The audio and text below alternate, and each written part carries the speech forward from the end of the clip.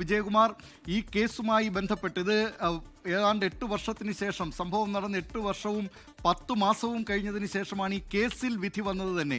അതിനിടെ അതിജീവിത ഒട്ടേറെ ഈ ഇതുമായി ബന്ധപ്പെട്ട്, ഈ വിസ്താരവുമായി ബന്ധപ്പെട്ട് തന്നെ വലിയ മുറിവേൽക്കേണ്ടി വന്നു എന്ന് അവരുടെ ഭാഗത്തുള്ള അല്ലെങ്കിൽ അഭിഭാഷക തന്നെ ആ നിലയിലുള്ള ചില കാര്യങ്ങൾ പറഞ്ഞിരുന്നു. ഇന്നും രാവിലെ അഡ്വക്കേറ്റ് ടി ബി മിനി വലിയ സൈബർ ആക്രമണമാണ് താൻ നേരിട്ടുകൊണ്ടിരിക്കുന്നത്, ഈ അതിജീവിതയുടെ ജീവനടക്കം സുരക്ഷ വേണ്ടതുണ്ട് തുടങ്ങിയ കാര്യങ്ങളൊക്കെയാണ് ചൂണ്ടിക്കാട്ടിയത്.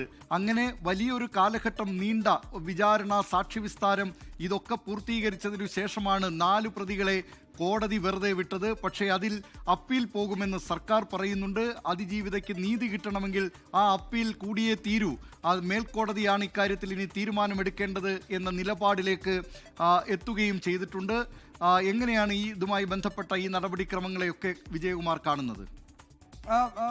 ദിലീപ് കുമാർ, ഇതിൽ ഏറ്റവും പ്രധാനപ്പെട്ടത് ഇതിലെ ജഡ്ജ്മെന്റിലെ പരാമർശങ്ങളുടെ അടിസ്ഥാനത്തിൽ ഒരു തീരുമാനത്തിലേക്ക് എത്താം എന്നതാണ് പ്രോസിക്യൂഷന്റെ ഒരു വിലയിരുത്തൽ. ഇന്ന് രാവിലെ അഡ്വക്കേറ്റ് അജകുമാർ ഈ വിഷയത്തിൽ മാധ്യമങ്ങളുടെ ചോദ്യത്തോട് പ്രതികരിച്ചത്, അപ്പീൽ പോകുമെന്നതിൽ ആർക്കും സംശയം വേണ്ട, പക്ഷേ അതിൻ്റെ ഗ്രൗണ്ട് തീരുമാനിക്കുന്നത് ജഡ്ജ്മെന്റ് പുറത്തു വന്നതിന് ശേഷം, നമ്മളത് വായിച്ച ശേഷമായിരിക്കും എന്ന് വ്യക്തമാക്കിയിട്ടുണ്ട്.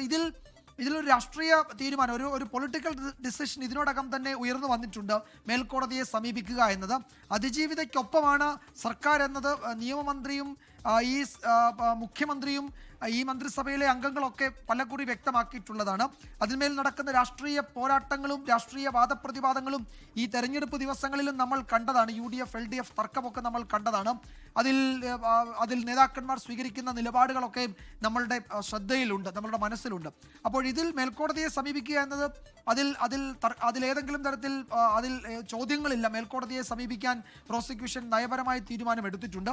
ആ ഘട്ടത്തിൽ സ്വീകരിക്കേണ്ട ലീഗൽ ഗ്രൗണ്ട് എന്ന് തീരുമാനിക്കുന്നതിന്, അതിനൊരു ഷേപ്പ് നൽകുന്നതിന് ഒരുപക്ഷെ ഈ ജഡ്ജ്മെന്റ് പൂർണ്ണരൂപം വളരെ വിശദമായി പരിശോധിച്ച് ഒരുപക്ഷെ AGO അല്ലെങ്കിൽ ഡയറക്ടർ ജനറൽ ഓഫ് പ്രോസിക്യൂഷനോ ആരെങ്കിലും അതിൽ ഒരു നിയമോപദേശം കൂടി നൽകിയ ശേഷമായിരിക്കും അക്കാര്യത്തിൽ ഒരു അന്തിമമായ തീരുമാനത്തിലേക്ക്, അല്ലെങ്കിൽ അന്തിമമായ അതിലൊരു ഫ്രെയിം ചെയ്യുന്നത് ആ ഘട്ടത്തിലായിരിക്കും. പക്ഷേ മേൽക്കോടതിയെ സമീപിക്കുമെന്നതിൽ ഈ ഘട്ടത്തിൽ തർക്കമൊന്നും വേണ്ട. പിന്നീട് നമ്മൾ തുടർച്ചയായി കേൾക്കുന്നതാണ് ഈ വിഷയത്തിൽ ഉയർന്നു വന്ന ചർച്ചകൾ, കോടതി മുറിക്കകത്ത് നടക്കുന്നത് പോലെ തന്നെ കോടതിക്ക് പുറത്ത് നടക്കുന്ന ചർച്ചകൾ. ആ ചർച്ചകൾക്ക് പലതും ഒരു പക്ഷേ ഈ പറയുന്ന നിയമത്തിൻ്റെ അജ്ഞതയും അതുപോലെ തന്നെ ഇത്തരം കേസുകൾ കൈകാര്യം ചെയ്യേണ്ടതിൻ്റെ അതിൻ്റെ അങ്ങേറ്റത്തെ ഗൗരവത്തോടു കൂടി കോടതിക്ക് പുറത്തും നടക്കേണ്ടതാണ്. പക്ഷേ അത്തരം ഗൗരവമൊന്നുമില്ലാതെ പലരും അത് അവരവരുടെ യുക്തമനുസരിച്ച് ഈ കേസിനെ പറ്റി പ്രസന്റ് ചെയ്യുകയും ഒക്കെ ചെയ്യുന്നതിൻ്റെ അപകടം നമ്മൾ പലതവണ മാധ്യമപ്രവർത്തകർ തന്നെ ചൂണ്ടിക്കാട്ടിയിട്ടുള്ളതാണ്.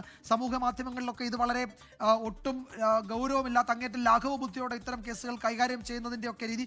ഏറ്റവും ഒടുവിൽ നമ്മൾ ഈ കഴിഞ്ഞ ദിവസം ഈ ജഡ്ജ്മെന്റ് വന്നതിന് ശേഷമാണ് ഈ ഊമക്കത്ത് പ്രചരിച്ചതിൻ്റെ കാര്യങ്ങൾ കണ്ടത്. അതിലൊക്കെ അന്വേഷണം നടക്കാൻ പോകുന്നേ ഉള്ളൂ. അതൊക്കെ പരിശോധിച്ച് പോലീസോ ബന്ധപ്പെട്ട ഏജൻസികളൊക്കെ തീരുമാനമെടുക്കാൻ പോകുന്നുള്ളൂ. പക്ഷേ ഇതിൽ ഉയർന്നു വരുന്ന ഏറ്റവും പ്രധാനപ്പെട്ട പ്രശ്നം ഇതാണ്. ഇത്തരം കേസുകൾ ഉണ്ടാകുമ്പോൾ അതിലെ അതിജീവിതകൾ പലതവണ ഇത്തരത്തിലുള്ള പ്രതിസന്ധികളിലൂടെ, ഇപ്പോൾ ആ ദുരന്ത സമ്പൂർണമായ രാത്രിയിൽ 2 മണിക്കൂർ എന്നതിനപ്പുറത്തേക്ക് പിന്നീട് അതിന് സമാനമായ ആക്രമണം തുടർച്ചയായി നേരിടുകയും സമാനമായ അവസ്ഥയിലൂടെ ഇത്രയും വർഷമായിട്ടും കടന്നു പോകേണ്ടി വരികയും, പക്ഷേ അതിനെയൊന്നും കൂസാതെ നിയമത്തിൻ്റെ വഴിയിലൂടെ പോരാട്ടം നടത്തുകയും ഒക്കെ ചെയ്യുന്നത് നമ്മൾ കാണുകയാണ്. അപ്പോൾ അങ്ങനെ പോരാട്ടം നടത്തി മുന്നോട്ട് പോകുന്നവരോട് ചിലർ കാണിക്കുന്ന സമീപനം ഒക്കെ ഇവിടെ പറയേണ്ടതുണ്ട്. അത് പറയാതെ പോകുന്നതും ഉചിതമല്ല. അതുകൊണ്ട് അവർക്കൊക്കെയുള്ള മറുപടി ആയിരിക്കാം ഒരു പക്ഷേ ഇതിനെ മേൽക്കോടതിയിലേക്ക് പോകും. ഇതിലെ ഗൂഢാലോചനയുടെ മുഴുവൻ അതിലെ ഗൂഢാലോചനക്കാരെയും ആസൂത്രകരെയും, ഇപ്പോൾ മാസ്റ്റർ കോൺസ്പിറേറ്റർ എന്ന അതിലെ 8ാം പ്രതിയെപ്പറ്റി പ്രോസിക്യൂഷൻ പറഞ്ഞപ്പോൾ ആ പ്രതി കുറ്റമുക്തനാക്കപ്പെട്ടപ്പോൾ അങ്ങനെ ഒരാളുണ്ട്,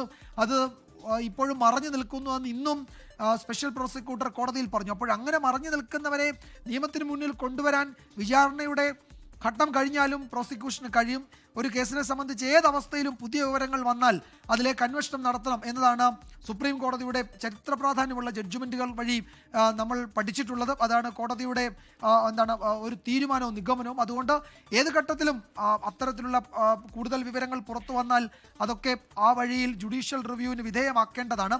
പക്ഷേ ഈ കേസിൽ ഉറപ്പായും പ്രോസിക്യൂഷൻ മേൽക്കോടതിയെ സമീപിക്കും. അത് നയപരമായ തീരുമാനം അക്കാര്യത്തിൽ എടുത്തിട്ടുണ്ട്.